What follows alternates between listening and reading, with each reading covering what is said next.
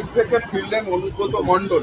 তাকে বীরভূমে একেবারে রাজকীয় সংবর্ধনা, মন্ত্রী বসে আছে রাস্তায় তার অপেক্ষায়, বাজি বাজছে, ব্যান্ড বাজছে, আবির উঠছে, সবুজ আবির খেলা হচ্ছে। লোকালের বাসিন্দা হয়ে গেছে। একটা নিয়ন্ত্রণহীন সমাজ, একজন অপরাধী দুষ্কৃতী, তিনি জামিন পেয়েছেন, রাজনীতিতে তিনি সম্পৃক্ত। প্রশাসন, মন্ত্রী যারা সংবিধানের শপথ নিয়েছে, তারা সেই জামিনকে সেলিব্রেট করবার জন্য রাস্তায় এসেছে।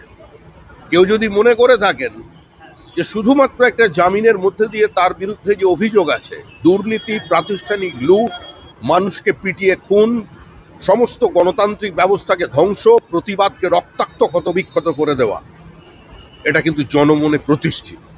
তিনি বেরিয়েছেন, তিনি যাবেন, আসা যাওয়ার খেলা চলতে থাকবে, কিন্তু আর চড়াম ঢাক বাজবে না। ঢাক বাজবে, সেটা তৃণমূলের বিসর্জনের ঢাক, শুধু সময়ের অপেক্ষা। 24 ঘন্টার মধ্যে পাল্টি তিলোত্তমার ময়না তদন্তকারী চিকিৎসকের, তিলোত্তমার ওগুলো হয় এক রাষ্ট্রশক্তির কাছে সকলেই মাথা নত করে মুহূর্তের কারণে। সব সত্য সামনে আসবে, সমস্ত কৈফিয়ত দিতে হবে আদালতের সামনে।